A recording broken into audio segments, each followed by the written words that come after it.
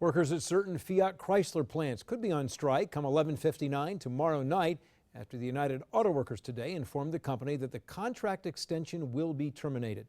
The Detroit Free Press is reporting that strike notices have been issued at Fiat Chrysler plants in Kokomo, Indiana, along with 3 plants in Michigan: Trenton, Warren, and Sterling Heights.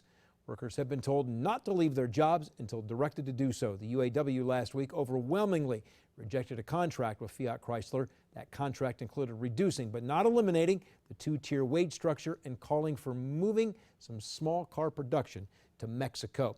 Meanwhile, union workers at General Motors, including those making Chevy Cruises at the Lordstown plant, continue to work on a contract extension. I spent part of the afternoon in Lordstown talking with the presidents of the 2 unions there to find out the status of the negotiations.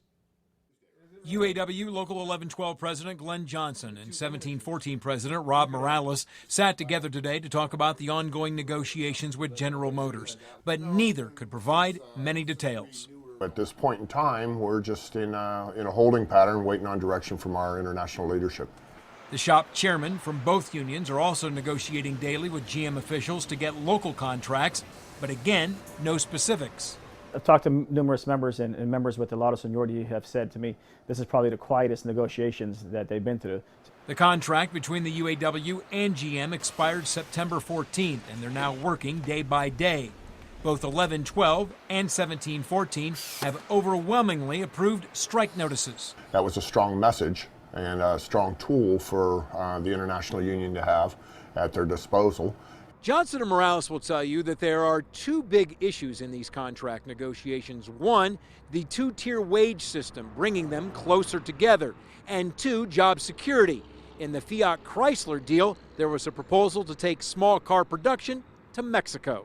And any time that anybody wants to jeopardize future product or job security for my members, then at that point in time I would raise the hair on the back of my neck. We can negotiate a great deal, but if we don't have product to build and we don't have the membership to work, what's the worth of having a great deal?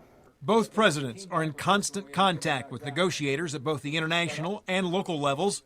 A lot of people are wondering what's going on, and they understand that. The message is simply this, that the International Union and the president, they're working diligently to come up with agreements for our membership. And they're just kind of keeping things under wrap until they do have an agreement. And at that point, they'll share it with the whole membership. Both presidents also said that negative comments on social media sites from anti-union people also contributed to the Fiat Chrysler contract being defeated.